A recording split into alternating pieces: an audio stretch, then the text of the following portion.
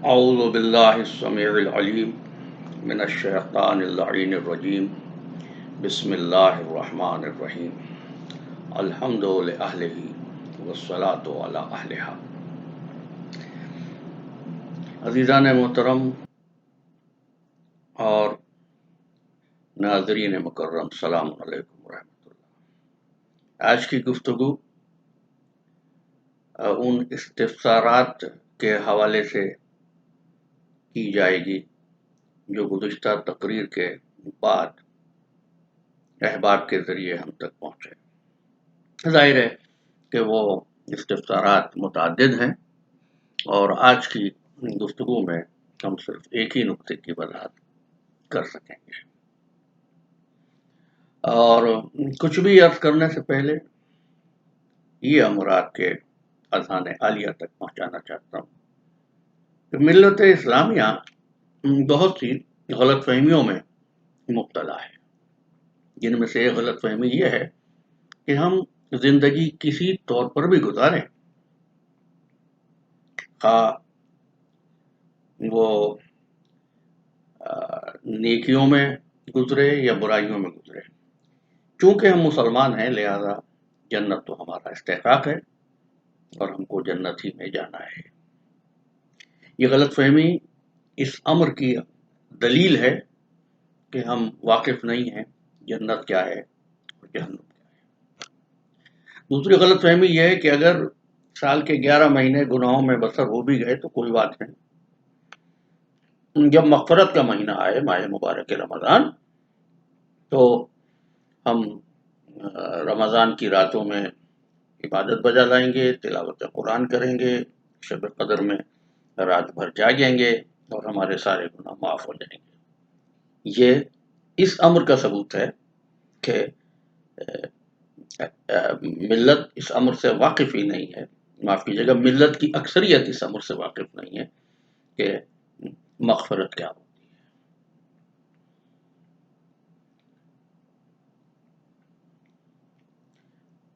اب میں اس امر کی بحث میں کم از کم اس وقت نہیں جاؤں گا کہ ان غلط فہمیوں کے عوامل و اسباب کیا ہیں۔ اور بھی ہیں کچھ غلط فہمیاں، لیکن یہ چند میں نے نشاندہی کر دی۔ اب ہم عبادت پر آپ کی خدمت میں اپنا معروضہ پیش کریں گے۔ دیکھو عزیزو، دنیا کے ہر مکتب فکر میں تصور عبادت موجود ہے۔ دین حقیقی میں بھی عبادت نہ صرف بطور حکم پیش کی گئی بلکہ انسانوں اور جنات کی غرض خلقت بھی عبادت ہی کو قرار دیا گیا۔ فرق یہ ہے کہ دوسرے تمام مسالک میں رب العالمین کو یاد کیا جاتا ہے، دین حقیقی میں رب العالمین کو یاد رکھا جاتا ہے۔ فرق سمجھے؟ یعنی اگر ایک شخص ہفتے میں ایک دن سیناگوگ چلا جائے، چرچ میں چلا جائے، مندر میں چلا جائے اور عبادت بجا لائے تو سمجھتا ہے کہ اس نے فریضہ عبادت ادا کر دیا۔ اسی طرح اگر مسلمان ہفتے میں ایک دن مخصوص اوقات میں مسجد میں چلا جائے یا دن کے کچھ مخصوص لمحات میں اللہ کو یاد کر لے تو اس نے عبادت کر دی؟ نہیں، اسلام میں ایسا کوئی تصور عبادت نہیں ہے کہ چند لمحے اللہ کی یاد میں گزاریں اور آپ یہ سمجھیں کہ عبادت انجام دے دی گئی۔ کیوں؟ اب آئیے، مشہور معروف آیا واقعات آیا ہے، اکثر احباب کو یاد ہوگی، سورہ مبارکہ ذاریات، وما خلقت الجن والانس الا لیعبدون، ہم نے جنوں اور انسانوں کو عبادت کی غرض سے تخلیق کیا۔ اچھا، یہ بھی یاد رکھیے کہ انسانوں کی تخلیق سے پہلے ایک نوری ملکوتی مخلوق موجود تھی جو اللہ کی عبادت کرتی تھی، جن کی عبادت میں سہو نہیں ہوتا، جن کی عبادت میں ریاکاری نہیں ہوتی، فرشتے آپ سب واقف ہیں، کسی قسم کے عیوب اس میں نہیں ہوتے، کوئی سہویات نماز اور شکیات نماز سے ان کی عبادت کا واسطہ نہیں ہوتا۔ پھر رب العالمین نے فرشتوں کے بعد اس کائنات کو بھی خلق فرمایا، جمادات خلق کیے، نباتات خلق ہوئے، حیوانات کو خلقت وجود دیا، اور ان کو بھی ایسا بنایا کہ جس کو بنایا وہ اللہ کی دین کے سامنے سر جھکائے ہوئے تھا۔ وَلَهُ أَسْلَمَ مَنْ فِي السَّمَاوَاتِ وَالْأَرْضِ طَوْعًا وَكَرْهًا، جو کچھ ہے زمین و آسمان میں سر جھکائے ہوئے ہیں۔ سورہ مبارکہ جمعہ میں ارشاد ہوا، يُسَبِّحُ لِلَّهِ مَا فِي السَّمَاوَاتِ وَمَا فِي الْأَرْضِ الْمَلِكِ الْقُدُّوسِ الْعَزِيزِ الْحَكِيمِ۔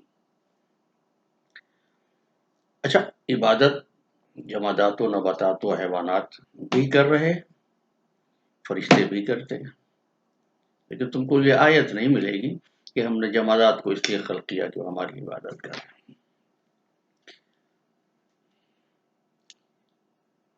صرف جن و انس کے لیے فرمایا، سورہ مبارک ہے الزاریات، وما خلقت الجن والانس الا لیعبدون۔ ایک لمحہ ٹھہر جانا، رب العالمین کا انداز تکلم ایسا ہے، انا انزلناہ فی لیلۃ القدر، ہم نے اس کو لیلۃ القدر میں نازل کیا، ہم نے، انا نحن نزلنا الذکر وانا لہ لحافظون، انا اعطیناک الکوثر، انا نحن نحیی الموتى، نحن نرزقکم۔ لیکن جب اس نے آپ کی غرض تخلیق کو بیان کیا تو صیغہ ہم نہیں ہے، وما خلقت الجن، میں نے خلق کیا ہے تم کو عبادت کے لیے، اور یہیں سے عبادت کا ایک مفہوم ہمارے سامنے آ جاتا ہے۔ رب العزت عبادت میں کسی قسم کی، خواہ وہ صیغہ الفاظ ہی کیوں نہ ہو، مشارکت کو پسند نہیں کرتا۔ اگر کسی دوسرے کی شرکت ہو جائے تو وہ عبادت ہی نہیں رہتی، عبادت مخصوص ہے فقط زمین و آسمان کے پروردگار کے لیے، اس کائنات کے خالق کے لیے۔ اچھا، اب جو سوال ہم نے اٹھایا تھا کہ بھئی ان کی غرض تخلیق کیوں نہیں بیان کی کہ ہم نے نباتات کو اس لیے خلق کیا، جمادات کو اس لیے خلق کیا، فرشتوں کو ہم نے عبادت کے لیے بنایا، کیوں نہیں؟ کبھی آپ نے غور کیا اس امر پر؟ میں عرض کرتا ہوں،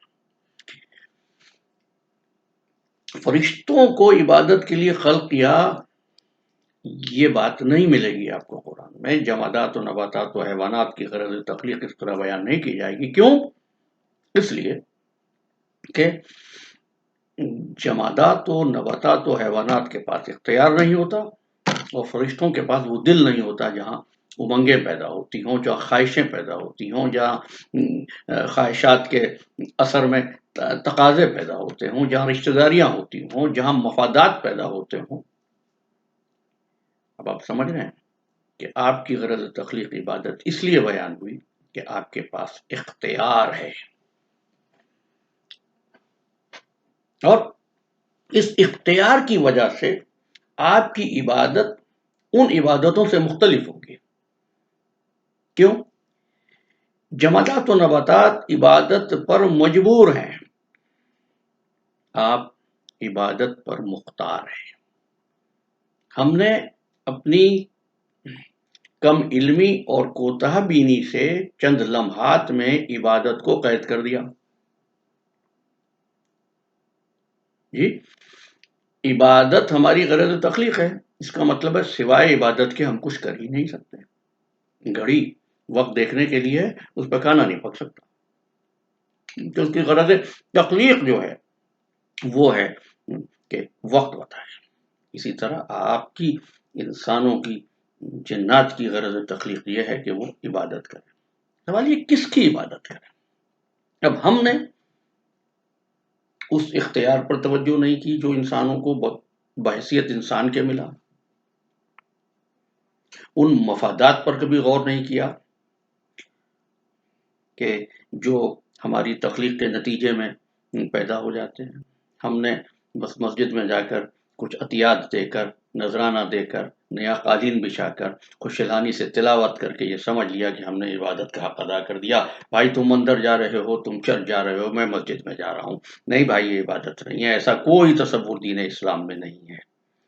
دوسروں کے ہاں اس لیے ہے کہ وہ یاد کرتے ہیں، ہمارے ہاں یاد رکھنے کا حکم ہے. عبادت کا مفہوم ہے اللہ کو یاد رکھو. کیسے رکھو؟ یہ بات آپ کی سمجھ میں اس وقت آئے گی جب آپ اس امر کو جان لیں کہ عبادت کیا ہوتی ہے. آئیے اللہ کی کتاب ہی سے پوچھتے ہیں عبادت کسے کہتے ہیں. یہ سورہ مبارکہ بقرہ ہے اور اس کی آیت ہے 178. میں اس کا صرف ایک حصہ پیش کروں گا. یا ایھا الذین آمنوا کتب علیکم القصاص فی القتل الحر بالحر والعبد بالعبد والانثى بالانثى. یہیں ٹھہر جائیے. والعبد بالعبد.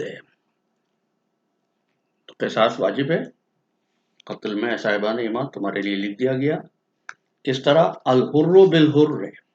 اب کسی سے ترجمہ کرائیے، قرآن مجید کا ترجمہ اٹھا کے دیکھیے، وہ لکھیں گے آزاد کے بدلے آزاد، غلام کے بدلے غلام. تو اگر عبد کا مطلب غلام ہے تو عبادت کا مطلب کیا ہوگا؟ غلامی، بندگی. یعنی اب آپ کی غرض تخلیق یہ ہے کہ آپ اپنی پوری زندگی کو رب العزت کی غلامی میں اس طرح صرف کریں کہ جو جو حکم اس نے دیا ہے اس پر عمل کرتے چلے جائیں. زندگی کی ہر ساعت آپ کی عبادت بن جائے گی.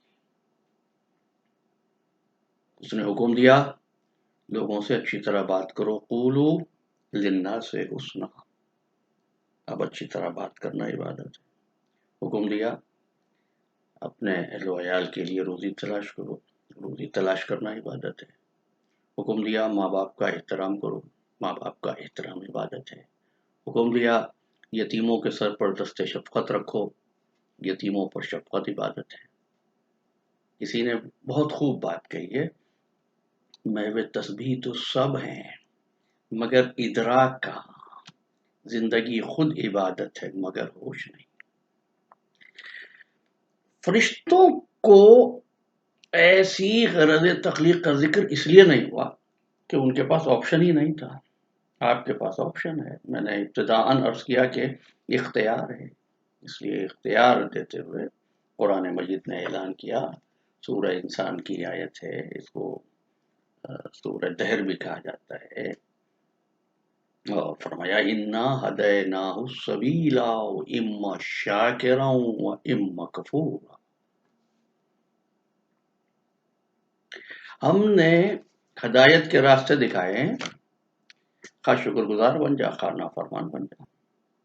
یعنی اب خواہ ہماری غلامی کر لے یا کائنات کی غلامی کر لے. جو اللہ کا غلام بن جاتا ہے وہ کسی اور کا غلام نہیں بنتا. اسی لیے ڈاکٹر اقبال نے کہا تھا یہ ایک سجدہ، نہیں معاف کیجیے، وہ ایک سجدہ جسے تو گرا سمجھتا ہے، ہزار سجدوں سے دیتا ہے آدمی کو نجات. دنیا کی غلامی سے بچنے کا طریقہ یہ ہے کہ رب العالمین کی غلامی کو، رب العزت کی بندگی کو اختیار کے ساتھ قبول کرو تاکہ تم ثواب کے مستحق بن جاؤ. انشاءاللہ کبھی مفصل گفتگو کروں گا اس ثواب کے عنوان پر. اس وقت مجھے صرف اتنا عرض کرنا ہے کہ غلامی کا پہلا فریضہ یہ ہے کہ غلام مالک سے شکایت نہ کرے. آپ کا اختیار آپ کو اس قابل بناتا ہے کہ آپ اپنے ہاتھ سے اپنے لیے خود جنت بنا سکتے ہیں اور اپنے ہاتھ سے اپنے لیے خود جہنم کے شعلے دہکاتے ہیں. یہی بات تو کہہ رہے تھے ڈاکٹر اقبال، عمل سے زندگی بنتی ہے جنت بھی جہنم بھی. یہ خاکی اپنی فطرت میں نہ نوری ہے نہ ناری ہے. خدا کی قسم اس اختیار کے ساتھ اس کی غلامی کر کے دیکھو، تمہاری زبانوں میں تاثیر پیدا ہو جائے گی. تمہاری زندگی کا اسلوب بدل جائے گا، تمہاری بے چینیاں دور ہو جائیں گی، تمہارا اضطراب دور ہو جائے گا، اور جب یہ سب کچھ ہو جائے گا تو پھر آپ کی زبان میں وہ تاثیر پیدا ہو جائے گی، جو آپ کہیں گے وہ ہوگا، جو آپ چاہیں گے وہ ہوگا۔ پھر آپ بھکاری بن کر نہیں مانگیں گے، رب العالمین کے غلام کی حیثیت سے، رب العالمین کے عبد کی حیثیت سے اس کائنات کی دوسری اقوام کے سامنے ایک ارجمند اور سربلند قوم بن کر ابھریں گے۔ ہاں، اب آپ کے ذہن میں سوال پیدا ہو رہا ہوگا کہ تو یہ شب قدر کی عبادت کیا ہے، تلاوت قرآن کیا ہے؟ دیکھو، میرے جملوں کو ابیوز نہ کیا جائے، اس عبادت کو انجام دیا جائے، نمازیں پڑھی جائیں، تلاوت قرآن کیا جائے، شب قدر کی بیداری ثواب ہے، مستحب ہے، لیکن یاد رکھنا یہ عبادات ابدیت کا اعتراف ہیں، ابدیت کا سلیبس نہیں ہے، ابدیت کا اعتراف ہے، ابدیت کا نصاب نہیں ہے۔ یہ بالکل ایسے ہی ہے کہ ایک غلام جب جاتا ہے تو اس کا آقا اس کو بتاتا ہے کہ تم کو یہ کرنا ہے، یہ کرنا ہے، یہ کرنا ہے، یہ کرنا ہے۔